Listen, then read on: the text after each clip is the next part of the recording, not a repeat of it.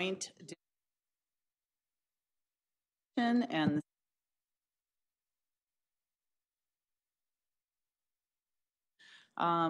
prior to, if not, you can please feel free to help yourself going back and forth through the evening. So my name's Lisa Gilmore, Mayor of Santa Clara. I thought we should go around the table and introduce ourselves. This way, Teresa. Teresa O'Neill, council member. Patricia Mahan, member of the council. Walter Rossman, Chief Operating Officer, sitting in for Deanna Santana, City Manager. Brian Doyle, City Attorney. Loretta Beavers, Cultural Commission. Deborah Von Hewen, Chair of the Cultural Commission. Luis Samara, co-chair of the culture, vice chair of the commission. Mothер, Cultural Commissioner. Jonathan Marinero, Cultural Commissioner. Candida Diaz, Cultural Commission. Where's your tagline, Pat? Well, I am the world's nicest councilman. Okay, well, thank you. We're used to that, okay. Exactly. Kathy Watanabe, Vice Mayor. Okay, well, again, welcome. I think this is our third dinner, is it? Yes, so we started with you way back when, so we've gone through a cycle and a half, almost 2 cycles now, so welcome again. So Deborah, I know you're the chair. If you'd like to let us know what's been happening with the commission and where you see this next year and your work plan and other things that you'd like us to know about. And then I'm hoping we can just have an open dialogue. When you're finished with your presentation, we can all feel free to jump in. This is a more of a casual atmosphere here, so don't be shy, anyone. Okay, we did have some slides that we wanted to share with you. How are we going to run those? Okay. Mostly, though, we wanted to talk about our accomplishments for the last year. And I have to say a lot of that is thanks to Loretta, who was chair last year. And thank you, Loretta. It's a team effort. Yes, yes. There were a lot of events that were successful last year, and we all did our part.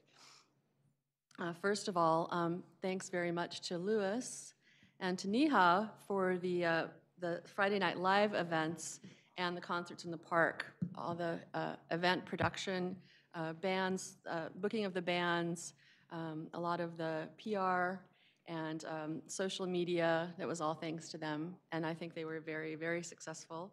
We were and they added food, didn't they, this year? There was a food element to it, I think, which was really helpful. Yeah, and great to have. And the shaved ice. Yes. So, yeah. So if I can interject this, also we had some great help from staff, obviously. You know, we also had a transition, so both of the on previous and after, we received great support from the city. And also we had some previous commissioners that did a lot of work in planning. So, you know, we're also reaping the success of these events because of them. So, you know, like, again, it was a great effort on everybody's part. Do you have is there a group that advises you as well I know we talked about maybe having a Friends of the Cultural Commission or something like that.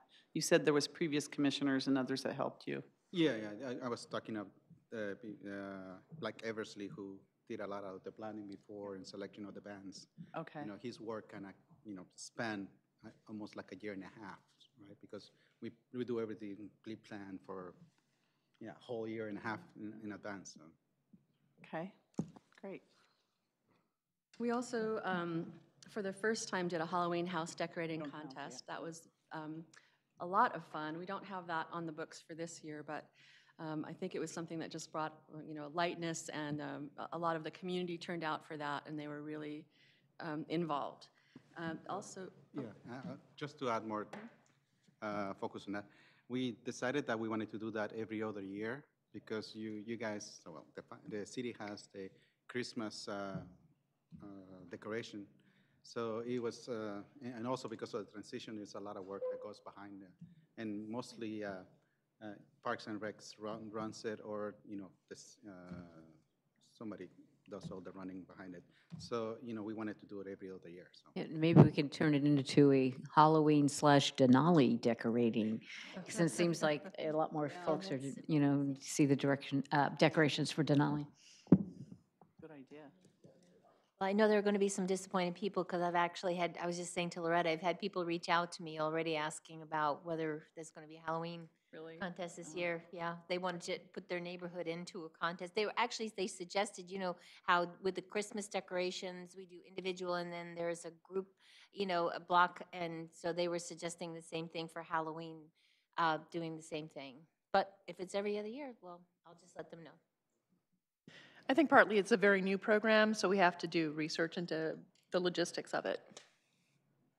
Yes, we pulled it together, I think, really quickly last year, and there were some things that we learned about how to do it better.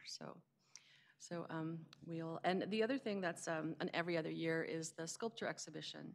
And that's kind of a traditional event for, I think this was the 8th annual, 8th, I should say, biennial.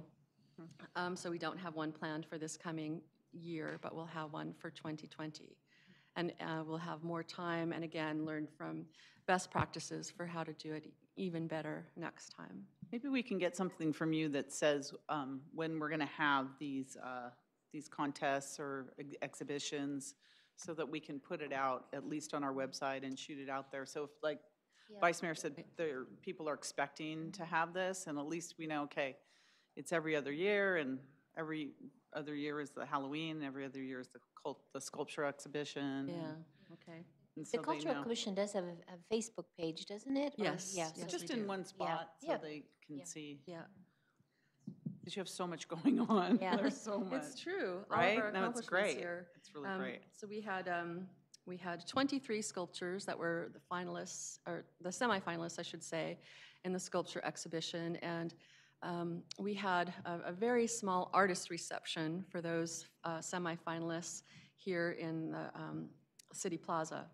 And I think it would be great to expand on that next time as well and just learn how to do it better, more efficiently, more advance notice, invite more of the public, and really use the wonderful opportunities that we have to bring people together. Right. We had 6 concerts in the park. We had the estimate was about 5,000 people overall attended those 6 concerts. So based on my experience, those were bigger, better attended and more successful. And it just seems like the whole city really turns out. They're incredibly diverse events based partly on the kind of bands that we have, but the seniors come for the big band, and there's the Orchestra Latin Heat that came, did salsa, and everybody was dancing, and it's just a really fun part of our summer. So as you recall, we started adding more, you guys came up with saying we should have food trucks at these events. And so we added the hot dog guy. We thought that was going to be the easier path to getting food to the event and kind of bringing it up, and also the shave ice. So those 2 things kind of work for most of the events, but we're going to see what works, and we can plan better for the next round of concerts in the park. Well, I know, like at the street dance, the Sister Cities Association, I think they sold beer and wine, and the money then helped the nonprofits. Is there an opportunity, or could there be an opportunity to have maybe a nonprofit, maybe sell beer and wine at each of the concerts? I don't know.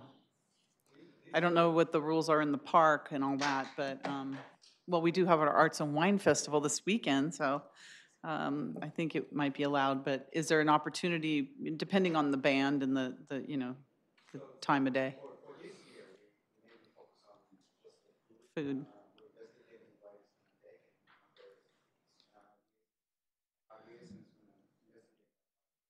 Okay. Oh, there you go. Sorry. Now I got it. And to add on to that, we also had the sound engineer also help with the event. So I think the sound also improved for the last few concerts as well. Isn't that on our agenda tonight, Yeah, too? that's what I was going to ask about. Yeah, go ahead. So I had noticed that there was the the contract that the city has through Parks and Rec for like the event production. I noticed that it was being extended to your event. So is the thought then that that will make it easier for, I don't know if you folks were doing a lot of that logistics yourself and just to take the events to another level, or just kind of what was kind of the backstory on that? It was based on sound quality and a lot of the bands requiring additional support. Yeah, but actually the contract goes into the logistics of getting the bands. So in the past, we have, the commission has sourced and booked the bands, and of course, the city handles the contracts. What we added the sound component because we needed better sound, and the people came back because they could see they could hear the music louder and better, and so it was a much better experience, and it was very focused. So yeah, so we added the sound engineer because that brings it enhances the experience and brings more people in.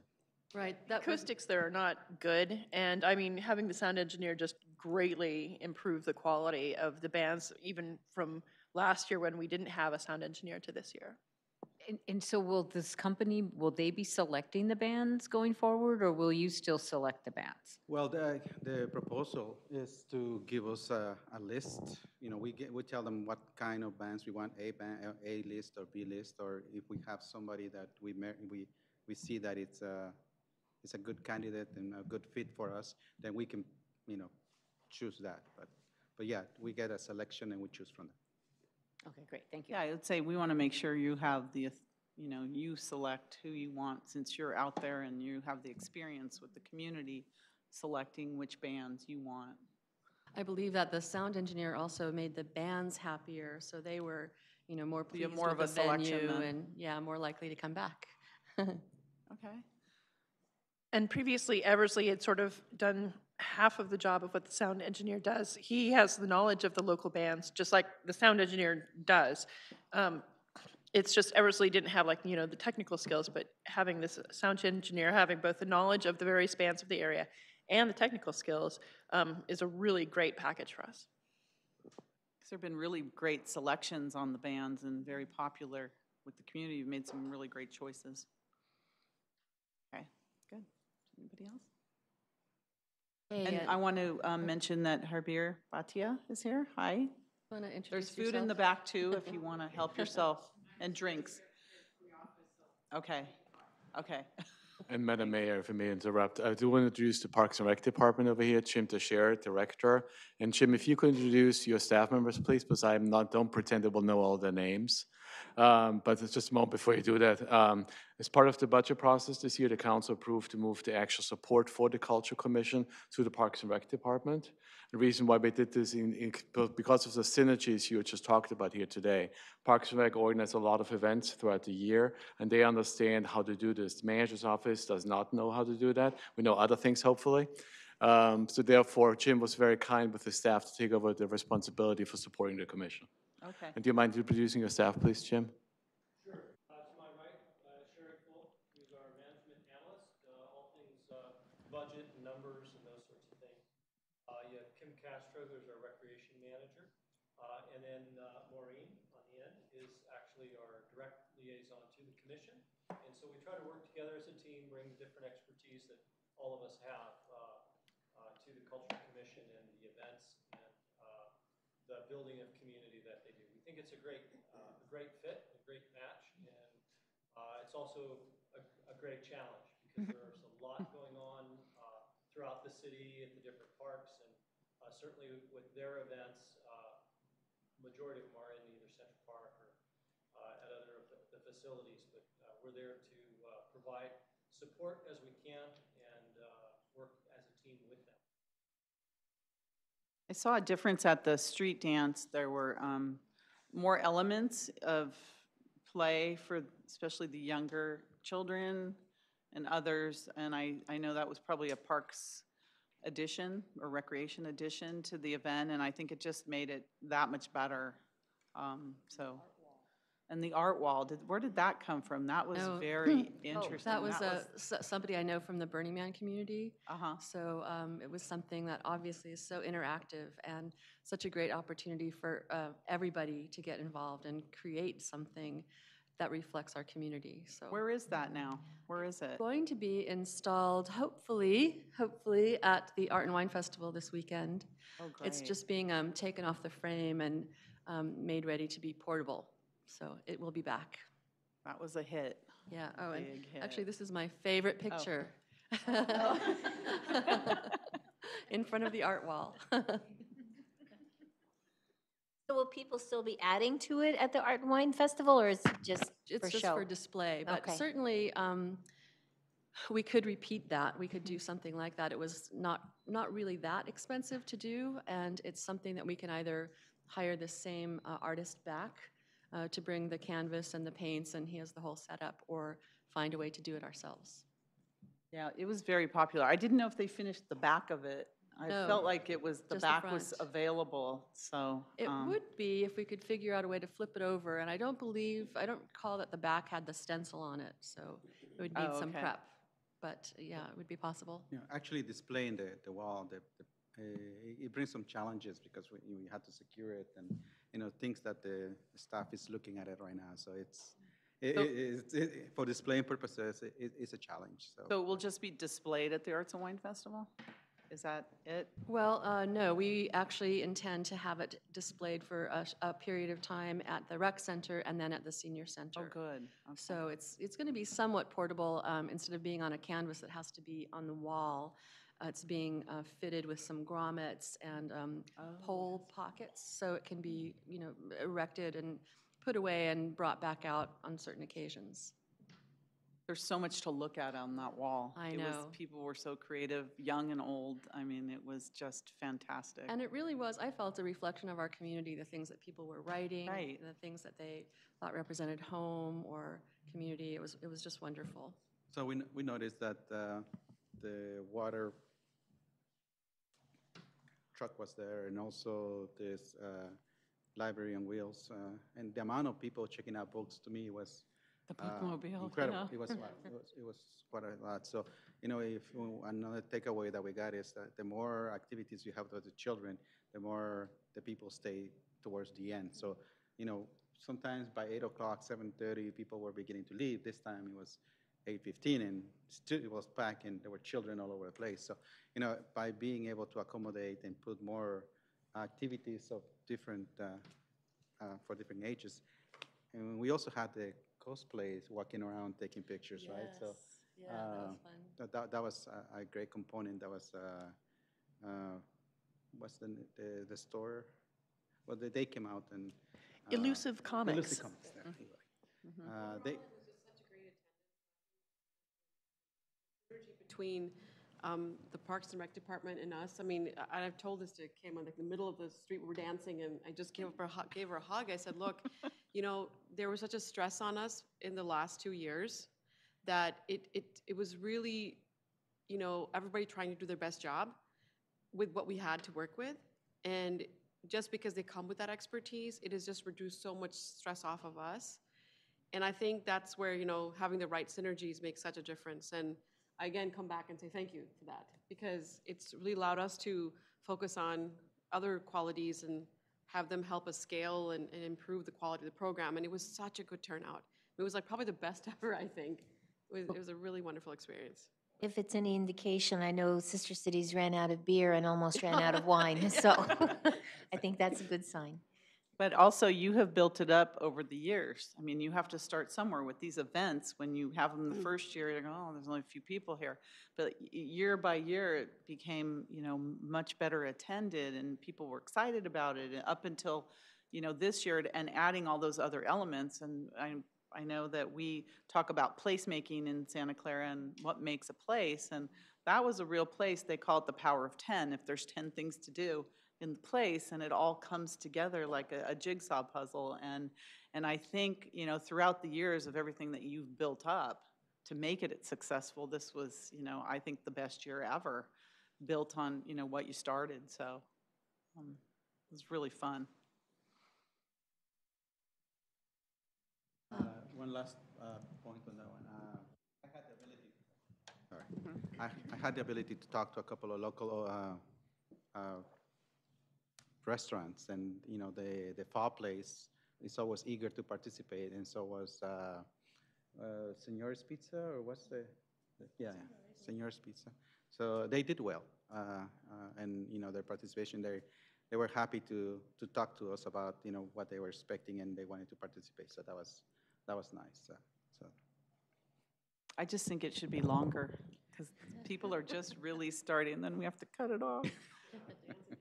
I know, it was so fun. We have to be considerate of the staff, though, too. I understand, but yeah, fun.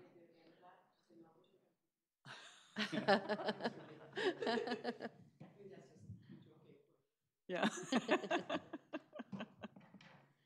But thank you, that was a job well done, very well done. Thank you. So last August, Lewis went to the Sister Cities Conference, and then this August, Candy did. So would you like to give a little report out on that? So I was fortunate to go to the Sister Cities concert, but unfortunately I missed the street dance because it was at the same time. So I was at the Sister Cities conference this year, and it was great. I haven't been as familiar with Sister Cities before, and then there was just so much information presented, and to see what other cities, small and large, and what they're doing with their counterparts, I mean, it's remarkable. And so there's so much opportunity for growth and exchange it was pretty exciting to hear about what other cities are doing.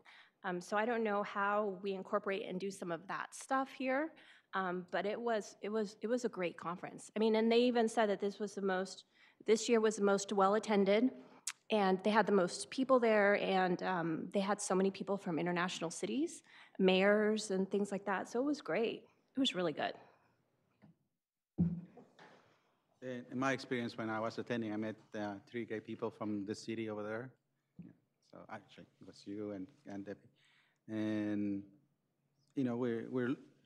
it kind of opened my eyes as to what kind of alignment other cities want to do with, our city or any other city.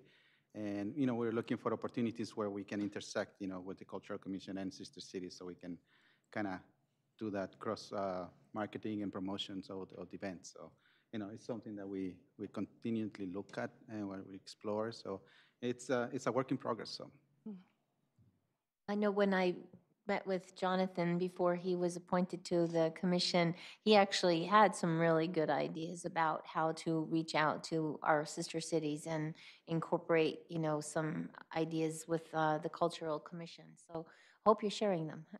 He had some really good ideas. Oh, and I'll be glad to go work with the commission and get those, kind of rolling on that, especially reaching out and see what we can do, what resources we have, and kind of not just how we're able to tap into those communities, but how we can actually help those communities and be an actual proper sister city. Exactly.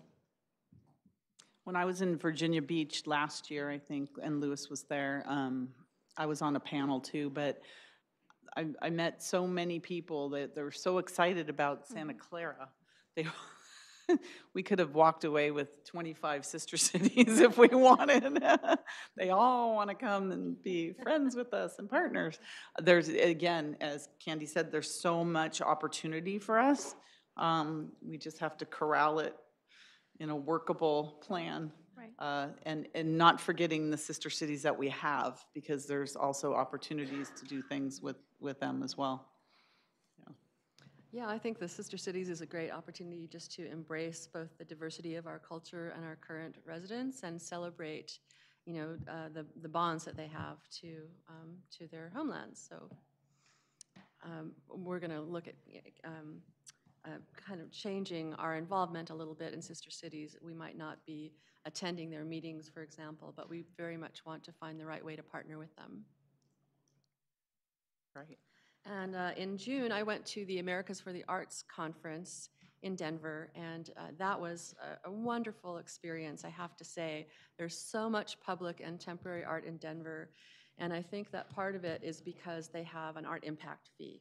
And many of the cities that were keynote speakers and sharing the successes in their city of public art, it was because they have a 1% for the arts. I think that's something that we're lacking. I'd love to really work on that this coming year to see what steps we need to take to get that on the ballot and to start having more, better funds for public and temporary art. Do we need to put something like that on the ballot? No? No. No. Oh, let's just do City it then. attorney? Put on the next agenda, no. We'd have to do an impact study. It's an impact, but it doesn't, Right. but it's similar to the other fees. Like the you did it- housing impact fees. If you did it Parks as, fee, if you traffic. did it as a condition of development, San Jose actually creates a portion through an ordinance, they create a portion of their TOT tax. That's what I was just going to say. that- That's that how San goes- Francisco. And that would have to go on the ballot if we did it through the TOT. But if we just did it as a development fee, we'd have to do a nexus study. If we were to reallocate within the TOT that we have, would that need to be go? I'd have to look at the history of. Okay. From a budgetary standpoint, we could probably, to the extent TOT is not otherwise dedicated as general fund money, we could probably look at just simply designating budgetarily this portion of the general fund goes towards art. But I don't know what other promises have been Yeah. made about that money in Yeah, the yeah, past. 'cause I'd have to look at it. Okay, because I know in the city of San Francisco, a lot of their, huge art institutions are funded through the hotel tax because a lot of people come into town to go to the opera for the weekend or the ballet or the symphony or the theater or whatever. So that's part of their tourism draw. I've think done a in the little bit of beginning of reading about this- it, and I find that in the article, they talked about who's doing it well and who's doing it not. And that article did not care for the way that San Francisco did it, so I'm not sure if TOT is the way to go, but it's certainly an option to look at. I think this beginning of the year when I think our city manager was holding the goal setting, and I believe she brought it up that there would be some work done on that once they do the, I guess, the assessment impact study. But I think to the point that, we've been trying to do this probably for a few years, and since we have a shortage, I don't know if it's possible to reprioritize this activity because it actually could help us save a lot of funds in terms of the money going towards this directly from our general fund versus coming from the art fee. Thank you. Another interesting thing that I heard, there was a Sunday morning keynote address by some people in the cannabis industry in Colorado, and taking a portion of the taxes on cannabis and funneling that towards art. So it's another opportunity that I don't know if we've investigated that at all. So I think, yeah, a lot of these things probably come from the same pot. They're just called different things, but I'm thinking that I'll work with the city attorney and city manager to at least get it on our agenda so the council can discuss it and the public can discuss it, the next steps to do something. And I think just to formalize it and get it going, I'll work with you to, at least get it started because we have been talking about it for a while. And I know there's a lot of Burning Man art we want to put in Santa Clara, some temporary art that we want to start bringing in. And we need some places to put it and some money to install. Yeah, I've been talking to the director of the San Jose Office of Arts and Culture, who is spearheading a lot of the public art and the Burning Man art that's been placed in San Jose this year, just to understand how she's doing it. And I also, representing the South Bay Burning Man community, have been at those dedication ceremonies. So I'm trying to learn everything I can about how they're doing it in San Jose and leverage what we can from what they've done. I know they had that Sonic Tunnel was a Burning Man piece, and then they had the woman. It was Yes, that statue, the female Buddha that was in Cesar Chavez Plaza. Right. And then also they had, across the street by the Fairmont, they had the mother bear that was made of pennies. The penny bear. Yeah, so, and I know that they're going to be planning something in this fall. It's a 3-year program actually between Burning Man and the city of San Jose, partnership. So there's going to be lots more coming in San Jose. But I think we actually have had some Burning Man art already this year in Santa Clara. It just hasn't had that same kind of presence maybe, or big launch, but we had something really fun at the artist reception we had for the sculpture exhibition. We had a little mechanical robot there, and of course the first and second place winners of the sculpture exhibition were Burning Man artists. And there are ways to start bringing things in without a huge public grant. Right. Okay. In the meantime, let's see, I know I'm all out of order here. There we go. We are partnering with our traditional grantees with the Chamber Music Silicon Valley, Santa Clara Chorale, and Santa Clara Players, as well as this is our budget for the coming year. The cultural events, including the concerts in the park, Friday Night Live, the visual arts, marketing, conferences, and memberships. So the total is about $85,000. Loretta, would you like to mention anything about the prior year's budget? The prior year has been somewhat less than that. I would say for the grantees, this year we are not funding, unfortunately, the Silicon Valley Chamber Orchestra, but the we are still doing the Santa Clara Ballet. And we're looking forward to doing more in sort of the marketing, because we have all these great events and we want to make sure people know to come and enjoy them. Is the Parks Department, I know, helped with marketing the street dance, which I think was really helpful. So are you coordinating your efforts with the Parks Department to get all the word out? Because they know how to get things out there. Very much so. One of the things that they made clear in the first meeting we went through with them was that they're ready to step up and take over on a lot of those duties and really help us out where, over the past couple of years, it seems like has just been extra, work on top of extra work. So seriously, the amount of work that they're willing to take off our plates and just streamline in the way that they're amazing is just phenomenal. Okay, good.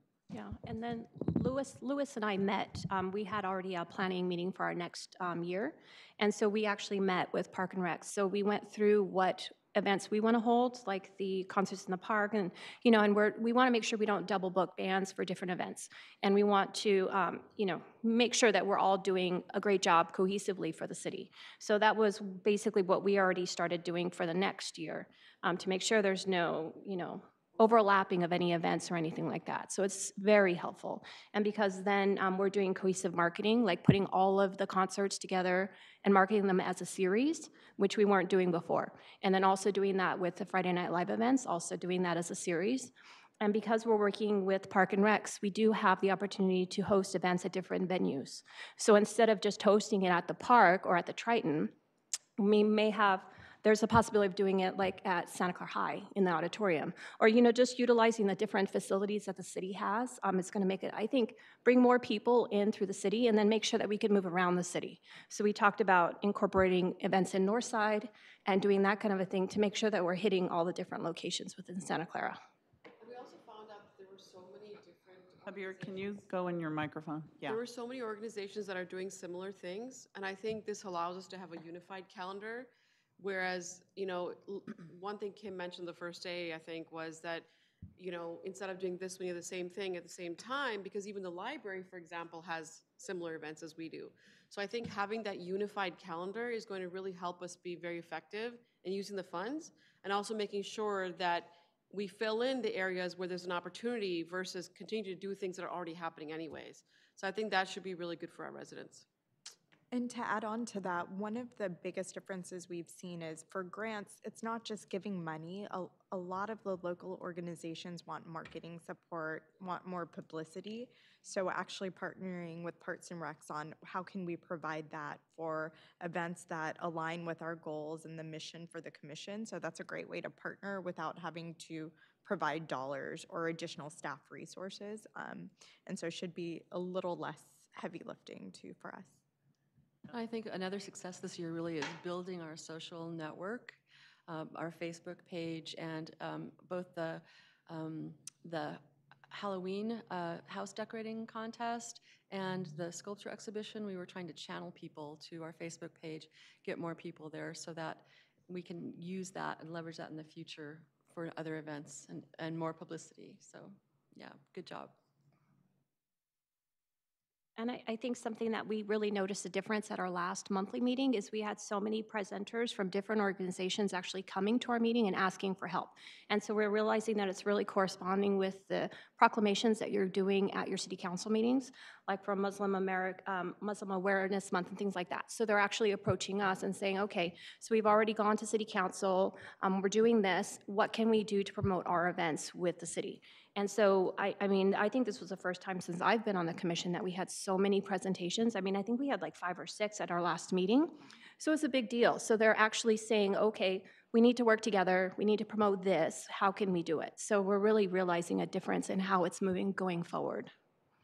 That's great. Yeah, I would love to see more like neighborhood and cultural organizations like the Korean festival that happened. If we had been able to get behind that earlier, I think we really could have helped support it and brought out the city for that. Right. Agreed. I mean, all your events have been very successful, so now people want to come join you. So you thought you were busy now? You're going to be really busy. Right. We're going to have to get a big. Interestingly, the groups that presented, none of them asked us for money. They just wanted us to tell other people about it. So it's more kind of the connection and the word of mouth and the building of the community. Mm-hmm. And it's really obvious that people are looking for really fun and interesting things to do, things that are either free or relatively inexpensive, to bring, their families to have just really build the sense of community. People are really looking for that. So I think your events are really filling a void. So I think also the thing is that in the last few years, we've been trying to be more open and go in the public. I think all of us are so active in the public that people suddenly feel like they can come to our meetings and talk about what they're doing and look for that support. And I think all of us are making that effort. And that the people that are coming now, because they're not looking for money, it confirms they're looking for a way to share their organization, their events and programs. So I think that speaks well of the efforts of each in person for going out there and engaging. Right.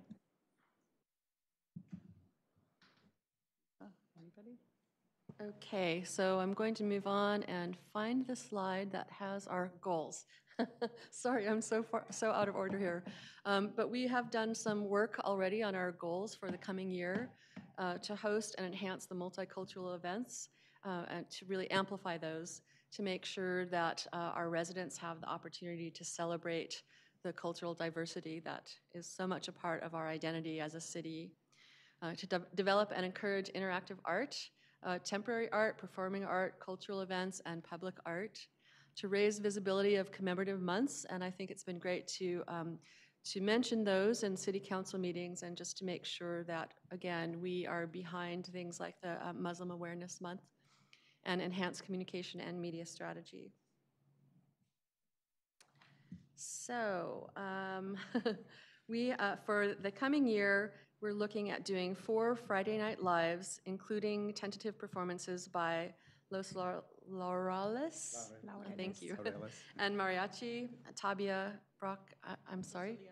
Brocoliandi. You've booked them, so you know. And Charged Particles, which was the jazz band, right? So basically, we're kind of having the same repertoire as last year, but this time we really want to get behind our marketing and promotion, because we believe that those are the areas that we want to enhance. And if for future years we see a new event that we want to bring, we'll drop them into this. So that's what we also cut the number of FNLs. We had too many where it was coinciding with some of the holidays and availability. So having fewer can mean we can spend more time to market and promote it, because it's not as easy getting people in the door at Triton as it is Central Park. So that's something that we definitely want to keep an eye on this year.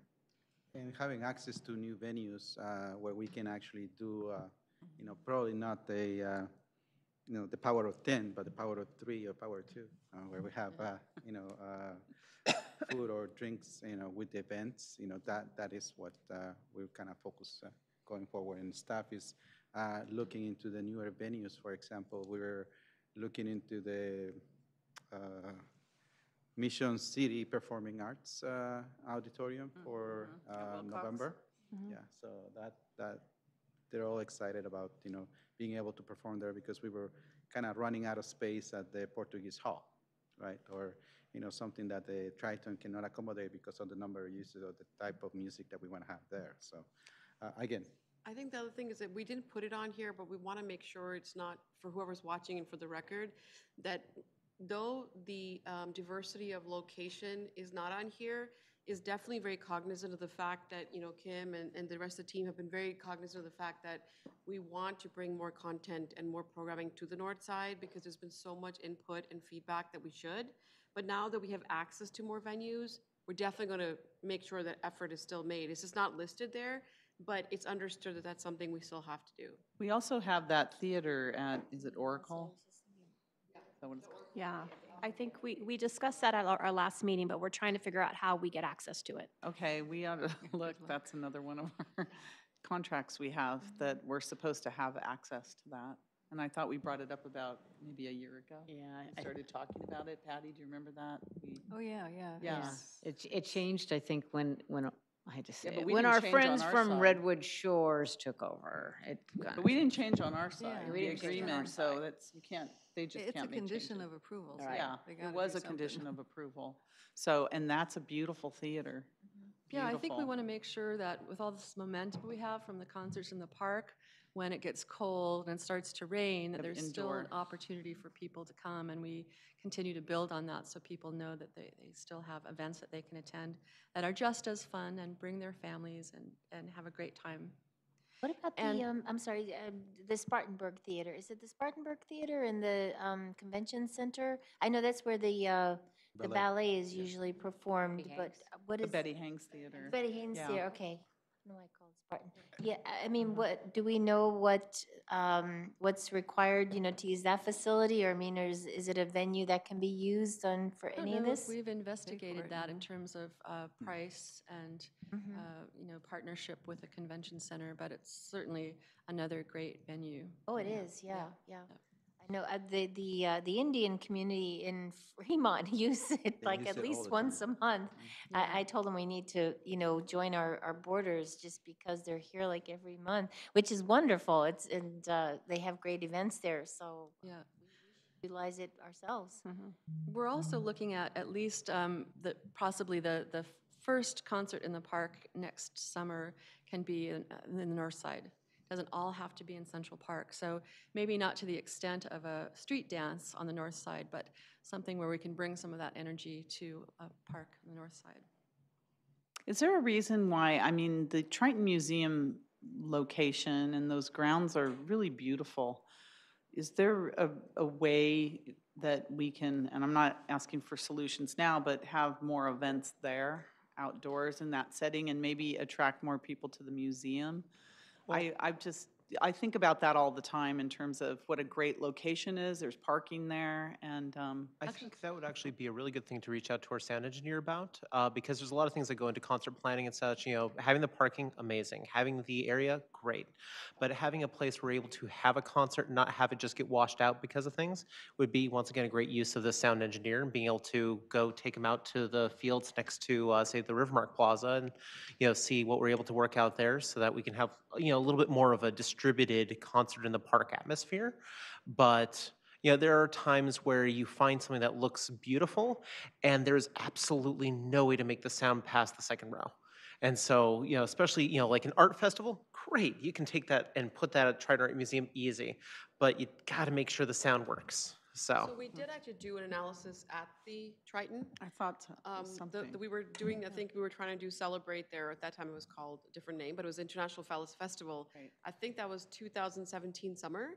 And there was actually a good amount of analysis done where the sound could be plugged in and all that. I think the question came down to the cost associated with permits and which, would be taken by the city, what would be taken by the Triton. So I think the question was cost only.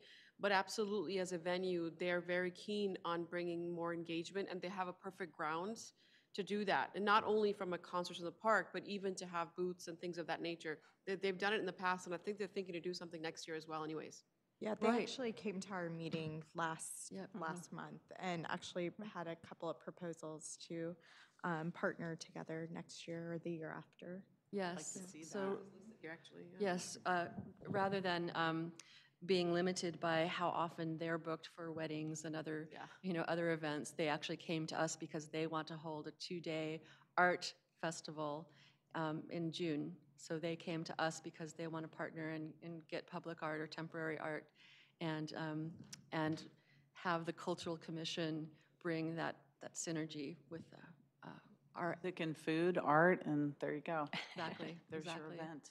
And the Friday Night Lives we have at the Triton, we are allocated a certain number of nights per year, or events per year, and just the fact that we use them for those slow cold months, and they aren't very highly attended events. I think we could probably change that and bring more energy to the Triton as well.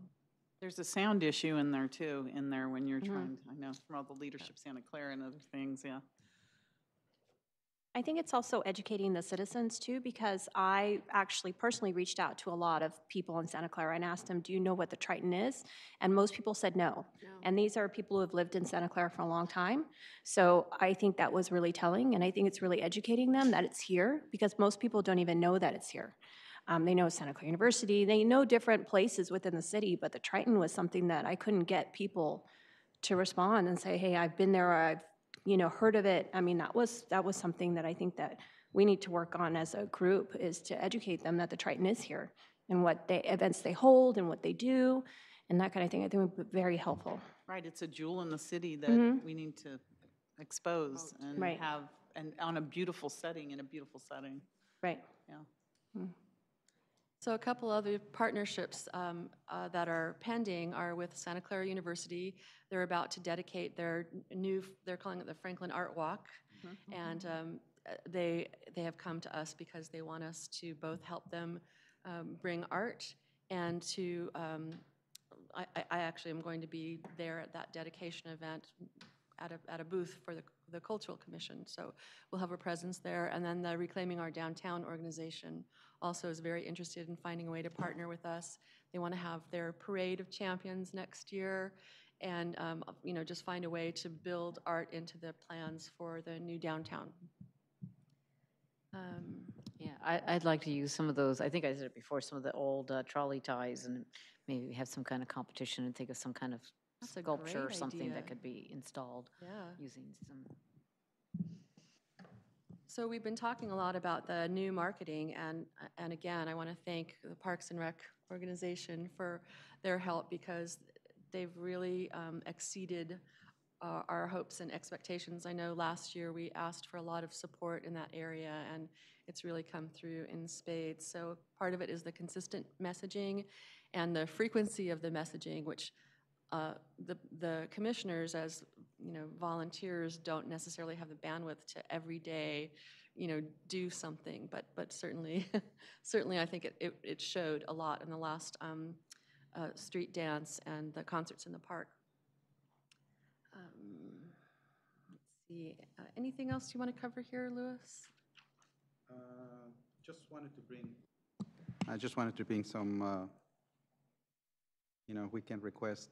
We've been waiting for the utility boxes to get that going. Loretta, if you can help me with that. I believe that Brian's team is researching some of the First Amendment free speech issues having to deal with the utility boxes, and there is a new application in the works. Christine has told me, but I would like to see it as soon as possible because I've got a box to paint. We know that you guys been busy, rightfully so. I didn't know you were going to talk about it tonight, so I really don't have a report from my staff on what's going on with that. Okay. So there's a lot of utility boxes available for painting, is that it? And right. I know we had the one gal that did all those. And we do have a permission from Silicon Valley Power to paint most of theirs, but truthfully, Silicon Valley Power's boxes are some of the best looking boxes. It's the other utilities that have the really horrible looking boxes. So we want to paint those other utilities. The other ones actually could kind of get moved to the top because they're not as good looking. So council's aware what the issues are. I don't know if you're aware of the recent destruction of the mural in San Jose. There was a big, and there's a state law that talks about when someone has painted something, I don't know whether it would apply. We're looking at whether we think that law would apply to the utility boxes. And we haven't really, there's all kinds of issues involved with this in terms of, are we creating a forum? Are we creating a space? Is it a temporary forum? There didn't seem to be parameters on who owns the art on the box, how long is it supposed to be there? So these questions have arisen after the program was instituted. So we want to make sure before we get too far down the line, maybe we should make some changes to the program, and then we can get back on track with the program. Okay. Gone are the days when you can just paint a utility box, huh? Right. I know. That's all. The issue is not so much painting it, it's What happens after it's what if painted? we remove it? Yeah, that's the issue. Right.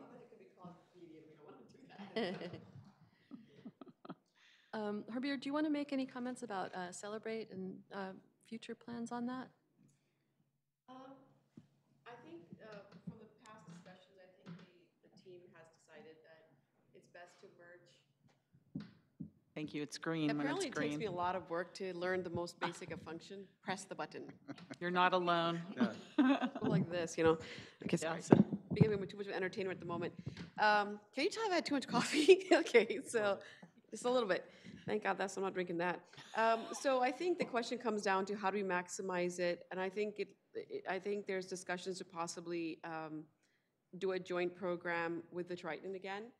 So I think just a matter of coming up with what works for everybody at the moment. Well, there was Correct? talk at that meeting about the fact that Celebrate runs into the same time period that the Triton was looking to do their Solstice Festival. Is that right? Yeah. So we're looking at like maybe combining those or figuring out how not to have them be at the same time and contrary to each other. So, Right.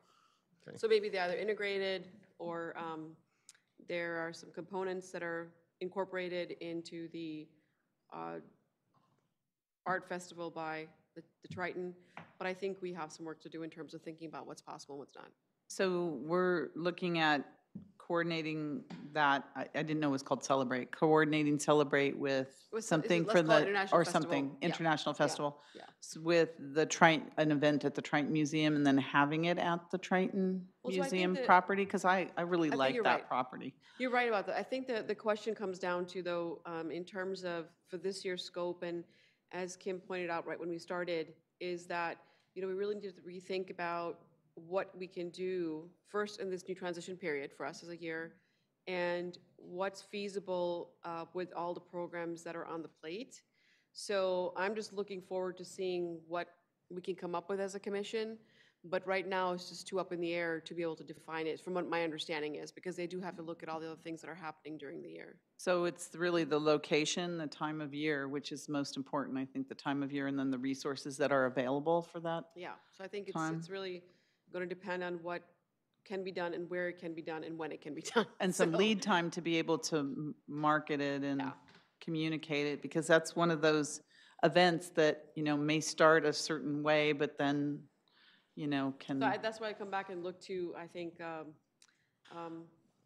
chair and vice chair to see, you know, how does that plug in terms of the timing and all the other things that are happening as we're starting with the new department that we're part of, so, Okay, yeah. all right. So I think we're almost out of time, but is there anything that you would like to see us do in the coming year? Any suggestions, any new focus? Or goodies. Do that we you're gonna add give on us. to your list that you already have? Do we dare do that? Are we going in the right direction? Is this what you want to see? Yes, Yeah, just keep doing absolutely. what you're doing. Oh, Yeah. Kathy, and then Teresa?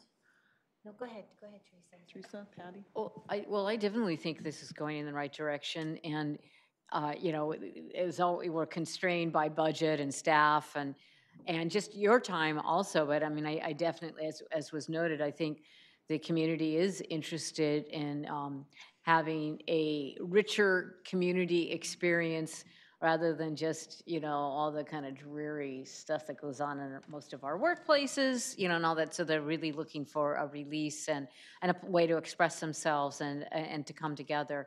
And so there's lots of, you know, there's all kinds of possibilities, you know, and you know, you brought up like the mural that on East San Jose, but I think some of you have heard me talk about the mural experience that I had in China about 10 years ago. It was a jointly designed project between the U.S. and China, and I was there helping the Chinese students actually kind of implement the design. So there's all kinds of stuff, and that ties into the sister city.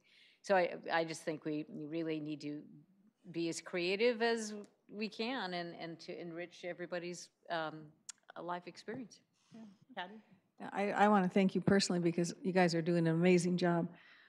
And I was just trying to take notes and I couldn't type fast enough to keep up with all that you're doing, and actually on a pretty tight budget. So I'm really interested in council pursuing an art fee of some sort. And I do think it needs to be an art fee because then you have a dedicated stream. And you also need to, hopefully we could consider as well, not just an art fee from developers, but having developers actually place art in their developments in lieu of a fee, because that too enhances the community, and then they're responsible for it, and it will enhance all of, especially these massive developments going up. They need places where they have a little bit of open space with something that's beautiful that everybody in the community can enjoy. So I really am anxious to pursue that, and certainly you then have some additional funds to spend on these projects. My stepson's a professional artist, as is his wife, and it's a hard life, and you need this kind of patronage to really have to have a successful art community within your own city. So I applaud your efforts in that regard. Okay, Kathy? Just, like I said, just keep doing what you're doing. You're obviously doing a wonderful job. But continue to explore. I mean, the North Side. The North Side Library does a great job with programming, but it's limited in size. But it gets a great turnout when people, do come out for the programming. But, if exploring like the Oracle site or Haynes Theater at the convention center, or maybe down the road, I know we have some development going on out there. Maybe there's a way to put in some venues out there at Related or the City Place or the new park, that's going to be created out there, put in some kind of an amphitheater, or, just looking down the line, places to just keep this growing, because it obviously, it's getting people out, and that's what we want to do. So that's all I have to say. Thank you. Thanks, Pat. Nothing? All right, I just want to say thank you all very much. What you do is really important, and the fact that you're also busy and you're also engaged and you're also passionate about what you're doing on this commission, I think it's really showing out there.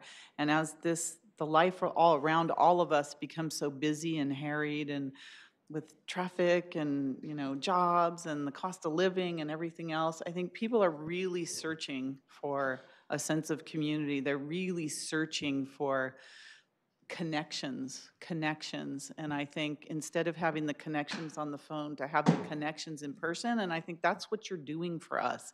So you're really providing a service, as Patty said, with a very little budget and other things. So I think that it's our job to help support you, because we don't want to lose all your passion and enthusiasm and the direction that you're going in. So we're going to, try to move ahead with putting at least that art fee on the agenda so we can get that going, and then support you for all the things you're doing, because I think that it's a cliche, but you do think outside the box, and we like that.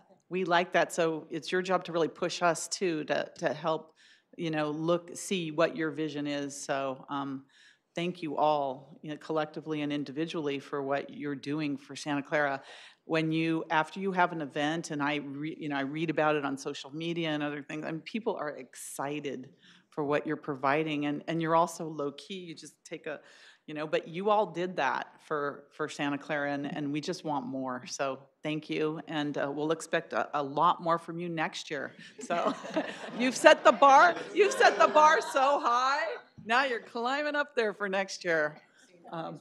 Yeah, they're like exhausted. So go have some more pizza, and again, thank you. Thank you. Thank you, Debbie. Thanks.